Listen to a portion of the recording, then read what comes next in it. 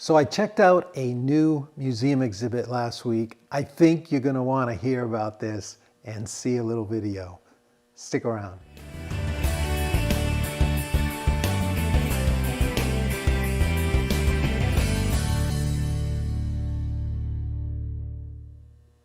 All right, welcome to the shop here in beautiful downtown Canterbury.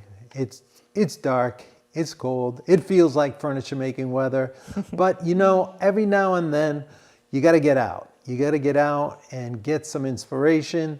So that's what we did last Thursday night. We went to the opening reception for the new exhibit of the New Hampshire Furniture Masters 30th anniversary. And that is a group I've been part of for 28 years. This group has been really an incredible influence on me and my creative life and my personal life in so many ways. Made so many good friends in this group. Many of them you've seen on the pages of Fine Woodworking magazine and all that, but they're just like you and me, right? We just have gotten a lot from each other over the years. It's been like a school of craft or art in itself, and it's interesting to look back now how people's work has changed over the years. Like it would start out, it might be really simple or fixed in a period, but we've had 25, 30 years together, and it's like you see people's work morph and taking more risks or going off on this tangent and diving into this style. And it was interesting how really there was a lot of cross-pollination in the group, and you'd see something you liked and you would go for that. And you know, one of the patriarchs of the group, one of the founders, was Jerry Osgood, and he's passed away a few years ago, but he was extremely influential to quite a few members of the group. He taught at Boston University, and several of our members, I know David Lamb, Garrett Hack, not sure, I know there was one or two others, actually attended his classes in Boston. So then years later, we're in a group together, and he was just a wealth of information, but quiet, relatively quiet guy, but very influential in this style. And you'll see some of his work here. And he was a strong influence on me through also Ted Blatchley, who worked in his style, and many others. Of course, David Lamb, many of you know, around the corner, and Terry Moore. Just there's certain ones that you gravitated to creatively. But this new exhibit is up, and we weren't here last week, so we got out, we cleaned up a little bit, and I put on my jacket and actually had a great time. It was almost like a reunion. We hadn't really been together in that celebratory atmosphere. We did bring the settee, some of you know about, for the silent auction, and you'll see that at the end of this video. But the camera lady surprised me a little bit and went around, unbeknownst to me at first, and got video of all the pieces. So she's done an amazing job putting this all together into sequential order to walk us around the exhibit. And to be honest with you, I did not get to study the pieces and enjoy many of the pieces because it was such a social event. It sold out. There were so many people, and you just consumed talking to people and old friends and patrons and the photographer that you took all the pictures, you know, on and on.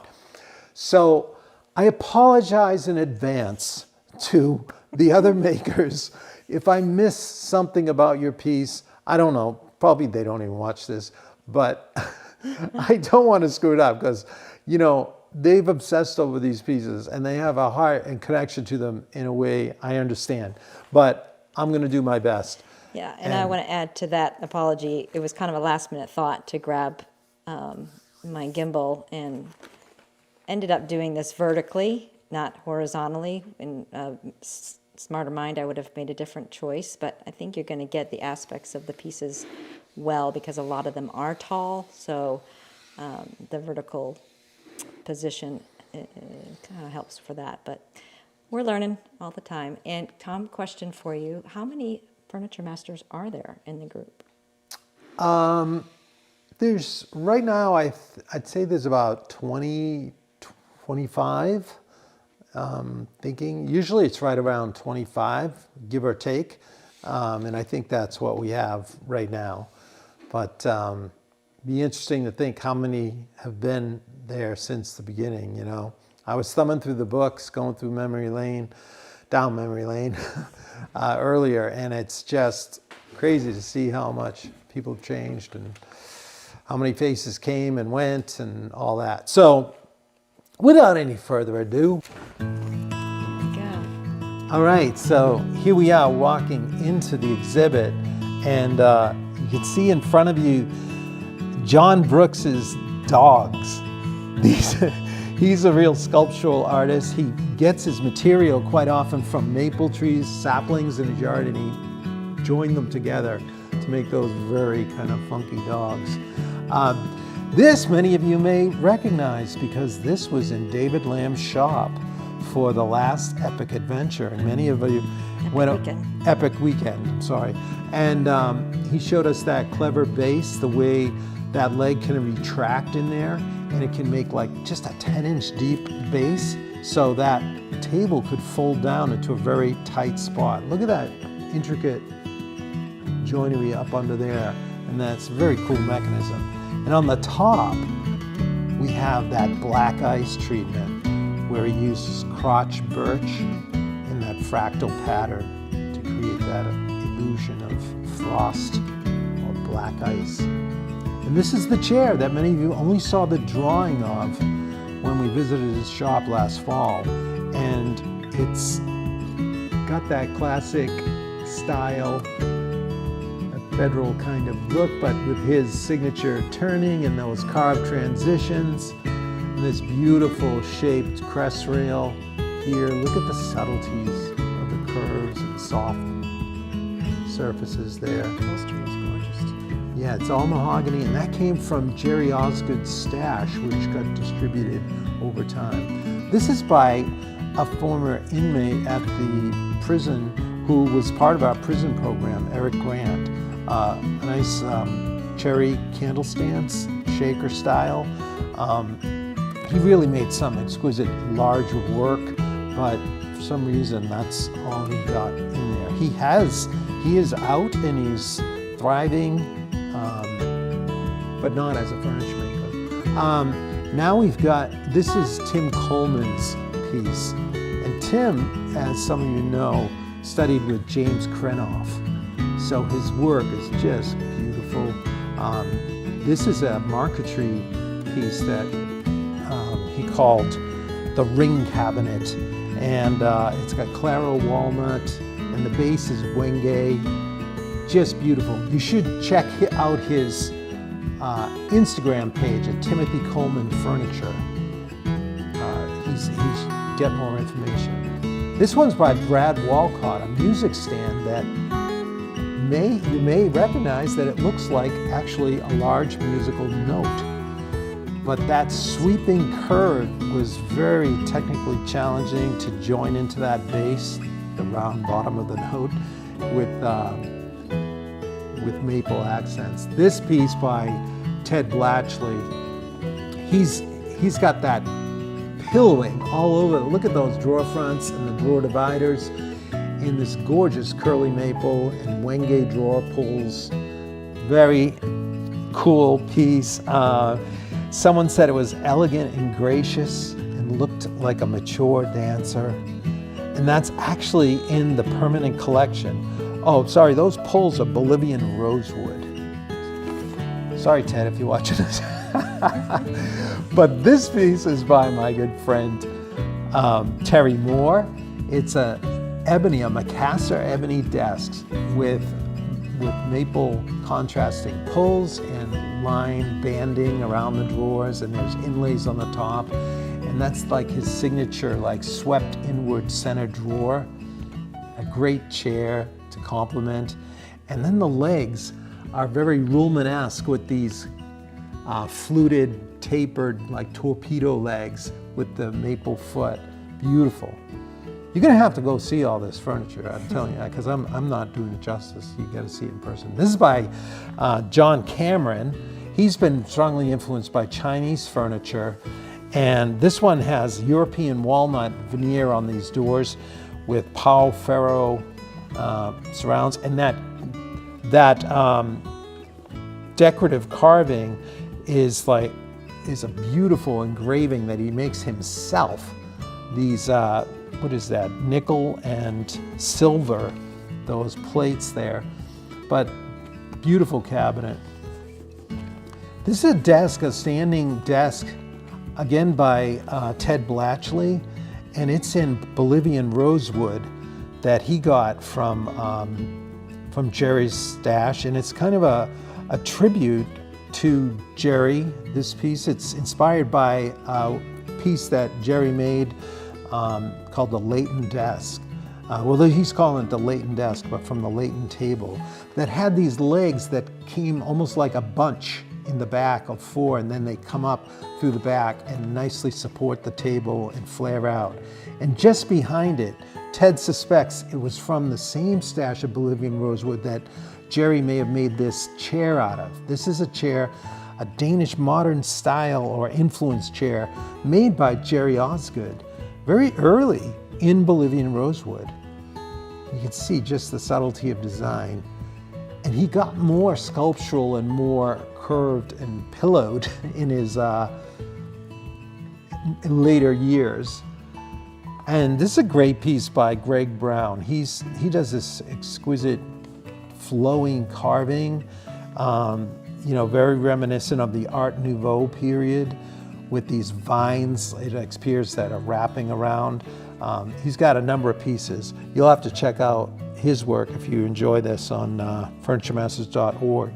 And then the carved leaf on the top, he colored to look like a maple leaf in fall. Here we have, some of you may recognize the work of Jeff Cooper, this bear, and all in cherry, very whimsical, fun carving. There's a woodpecker perched on the side, and all these themes. You've got those fiddleback ferns growing in early spring in the maple buckets, and you've got, maybe he means that to be spring on this side, I don't know. And I'm not sure what that is up there. Those aren't grapes. Jeff will have to help me out with that. And then on the back side, maybe that's what he means. There's the geese flying, maybe that's south. And you have some oak leaves, and I'm trying to see what else is there. Oh, of course, a moose moving around. And he called that piece, what is the title of it? New Hampshire Naturally. Curiously, it's the same as a song by the Shaw Brothers he mentions, but I've not heard it. I want to look it up. This is a great sculptural piece, I thought, by Leah Woods. She clearly has been exploring this whole direction with coopered work and bent laminations and colored veneers.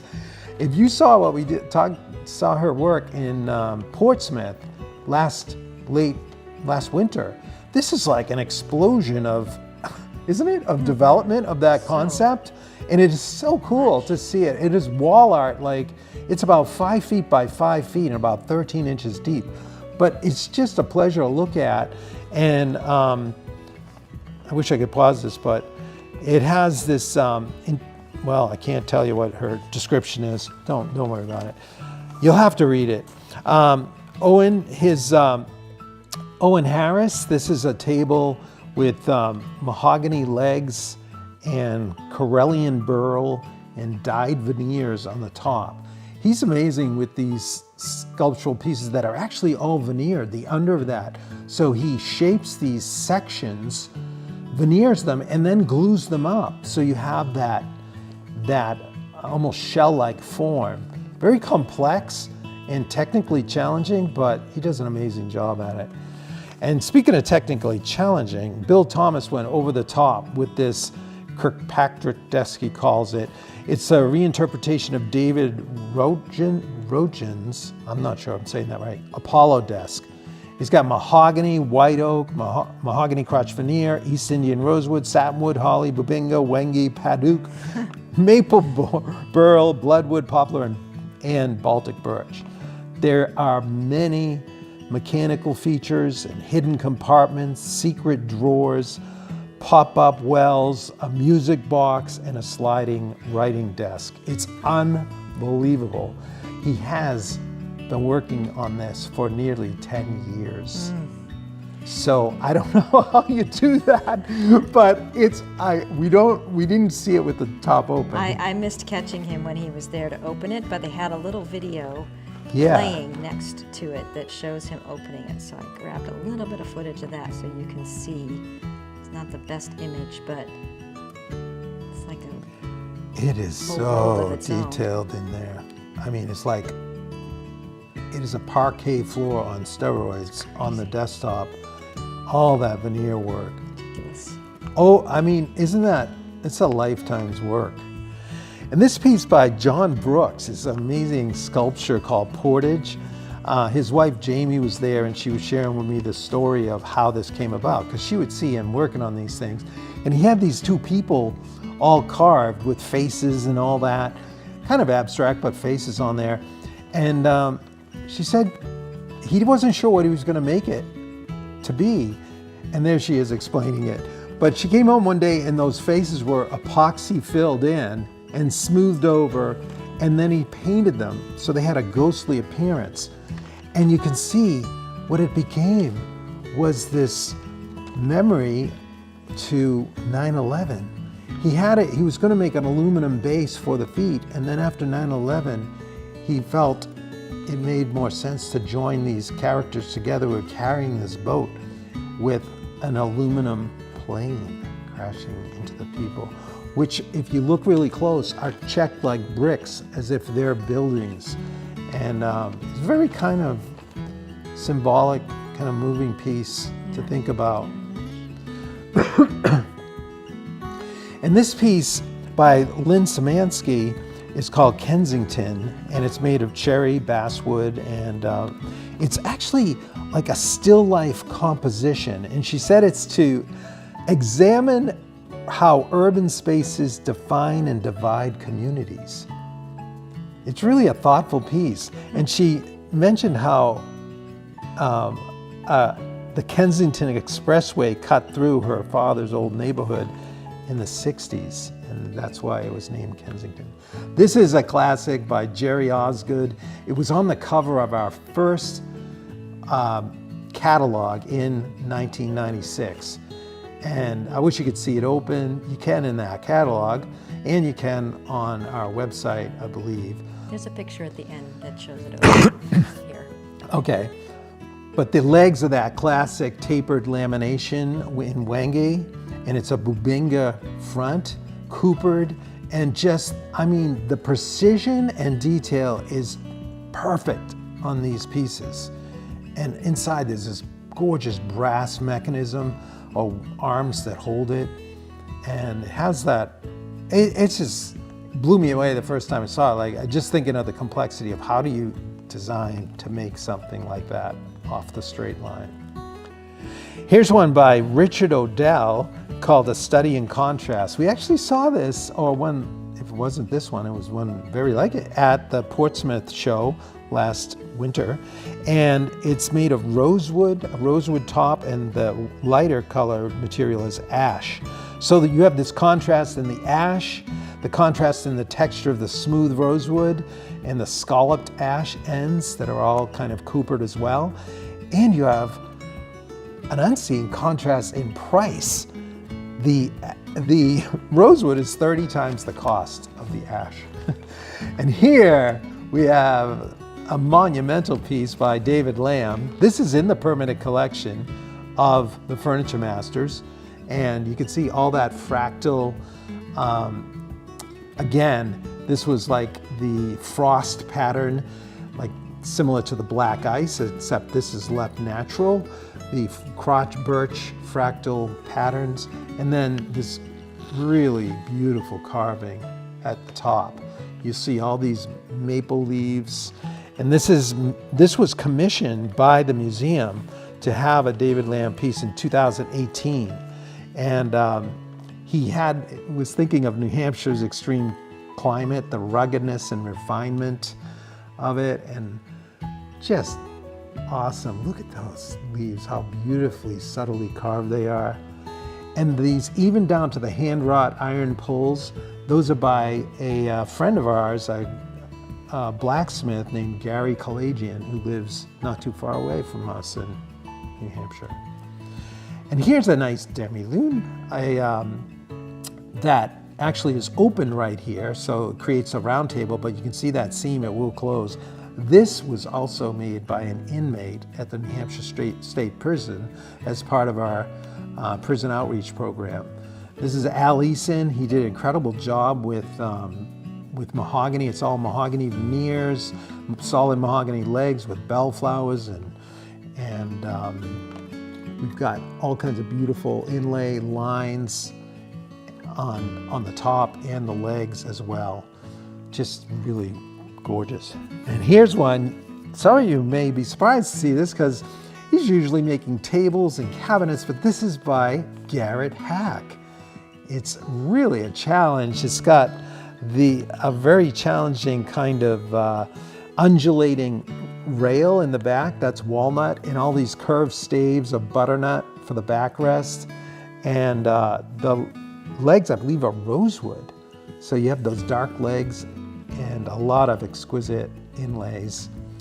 Now check this one out by Brad Walcott. That front is actually bronzed, cast bronze, and it was made from a pattern of the hardened sand on the tidal flats of Eastham, Mass. So you know those ripples that get on the hard sand? Cast and then into bronze. And then it complements nicely inside the flame birch drawer fronts. I mean, there are some heavy duty hinges there to support those bronze doors, but really a brilliant kind of imagination to use this natural sculpture, as he called it. You know, he was trying to capture a unique and ephemeral moment, or a short-lived moment of natural beauty. And this is just a pan of the whole exhibit. You're seeing all the people enjoying it, hanging out, and really worth seeing. I mean, I could barely scratch the surface. You see how quickly I had to go over those things. There are nice little write-ups of each piece if you walk around and you do take it in. It's just awesome, awesome show. And then in the next room was the silent auction. If you were there, you could have bid on this settee, as many of you know. And it did sell that night for the winning bid of $3,100. I know some of you are curious. It's cherry. So if you came and took that course, you're making out. I mean, you could make some money on having that. Absolutely. And it's worth a lot more than that, probably. Yeah, I mean, it could have gone for, it probably would sell for in the neighborhood of $5,000 if you were commissioning David Lamb to make you one. Shout out to Claude Dupuis there in the background, our Canterbury Turnings friend. Oh, is that him? Just walking by. I didn't see him. Oh my gosh. Yeah, and Marianne Quinn for the upholstery. She did a great job. She lives right around the corner of us here. And this is the This is Jerry's. the preview party mailer that we got. Oh, there you are. So that's the inside. Check that out. Beautiful, huh? With that leather top there. And then this is the book that is was printed for the 30th anniversary, and it just includes all the members over the years and current members with photos of their work and little write-ups. And you can order that book from the FurnitureMasters.org website right there, and you could go to the Currier Museum. I would get it from the FurnitureMasters.org website. Yeah, and so the exhibit, there was a question as to when the exhibit goes till. Did it not say that? February 8th. I put it on a screen right there. Oh, just, okay. Visible. Oh, good. 2026 on February 8th. So it's going now until then. Yeah. So if you're in the neighborhood of Manchester, New Hampshire, which is about 40 minutes, 35 to us south, check that out. You'll really enjoy it. But if you can't and you want to still enjoy that exhibit and the history of the Furniture Masters, I'm not making any money on this, but I think it's kind of cool.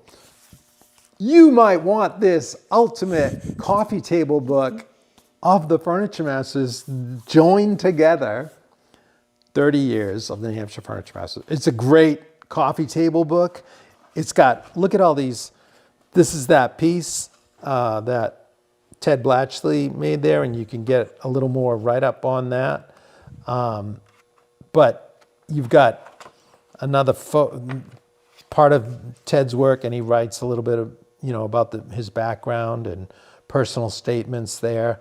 I have always loved this photo. Look at that nice pillowing. Very sculptural, great work. But each maker is in here. I'm not sure where mine is, but I do have a page in here, believe it or not. This is Tim Coleman's. That's his You and Me cabinet, made of yew wood. Where am I? I don't know. I do have to show it to you though. I don't even, we just got this book, believe it or not. So Just picked it up today. there's Yeah. Jeff Cooper's. Sorry. Yes, good excuse to come to New Hampshire. Amen to that. Yeah. The book is $60, which really is a bargain for a book, I think, with this quality and imagery. Okay, here it is. Here's my page. Yay. So there's a nice little write-up background and a little statement there. There's my easy chair. I always love that chair. And this is pushing that veneer work to the nth degree there. I didn't have a piece in that exhibit because the timing wasn't right. Really, they wanted you to make a new piece, like a speculative piece. And honestly, it would take me a month to 2 months, sometimes to make something really that you'd be proud of. And I'm all about you right now. So we're going to be making pieces actually that will be Furniture Masters worthy as we go along here. In fact, we're doing a course right now that when I get done these tables, they're submission worthy. They will be. I'm pretty confident they will be to an exhibit like that. So we're right in the middle of it. Check this out. We've got this table over here. This was the first version. This is of the bow front end table. Now, this is not a finished one, but you can see this has one treatment this way. And what we're doing right now is the master class, a little more developed version of this table. This is just a taste of one of the sides. So you can see it's a very similar side, but this has a swag or that nice kind of sweeping down. So this is already going to have a little more elegant side to it. But can you see you can see some of that Jerry Osgood or Ted Blatchley influence with the pillowing, the curve, sweep, everything is nicely shaped. This could have been even pillowed this way if I felt like it.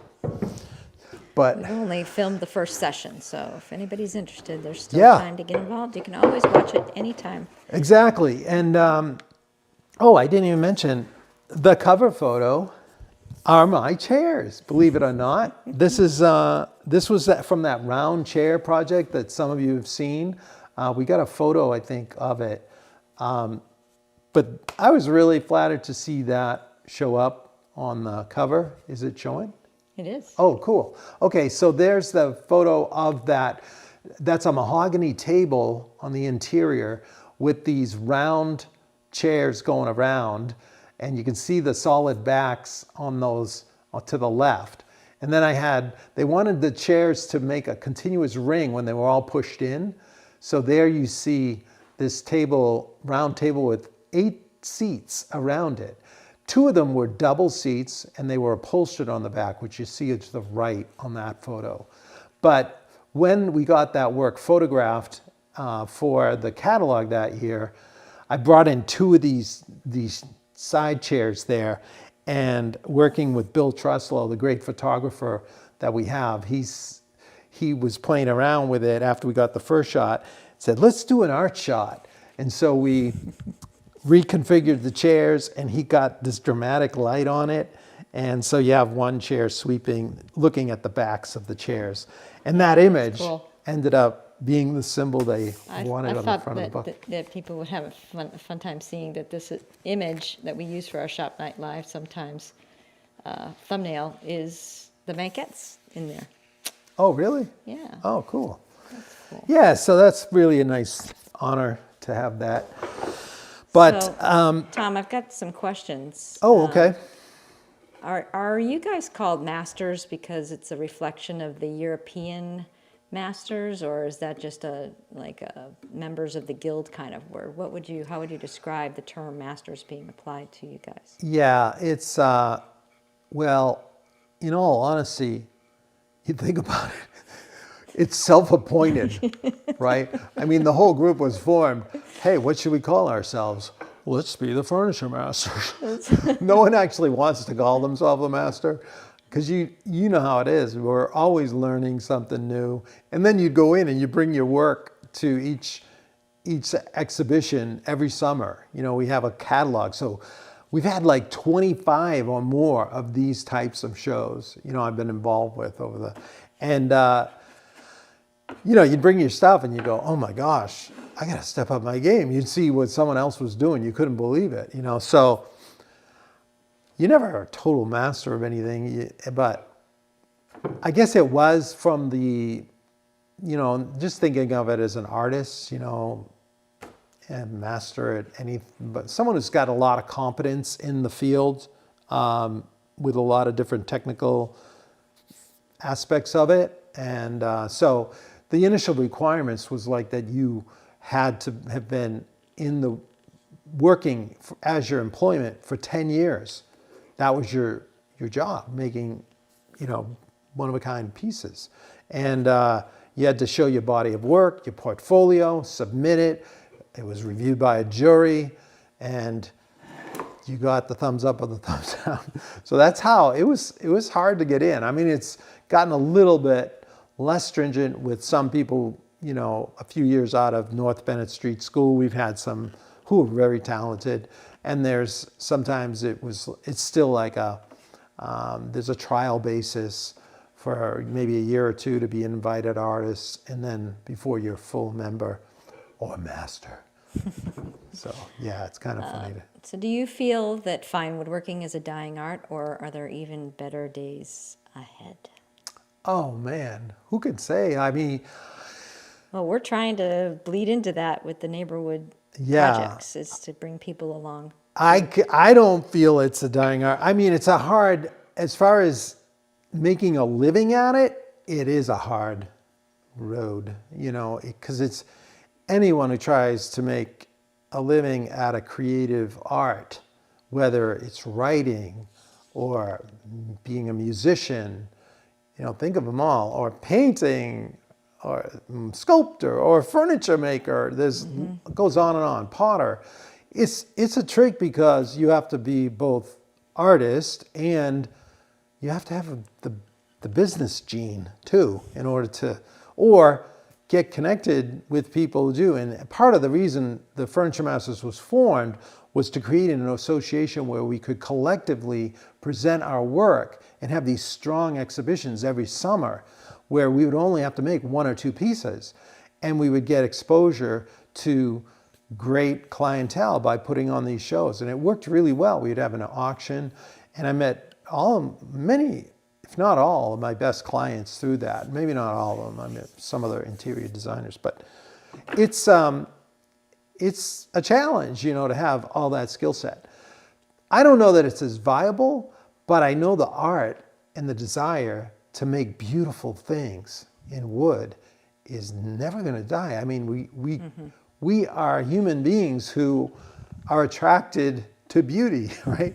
And we seek beautiful things in relationships, in experiences, in things we make. And so this is no different. And if you're drawn to woodworking or just the beauty of wood, there's just, you're probably watching this because you are. And then we're on the same page. And I just love opening it up because I just love to talk about it. And in our experience, the camera lady and me, we certainly don't feel it dying.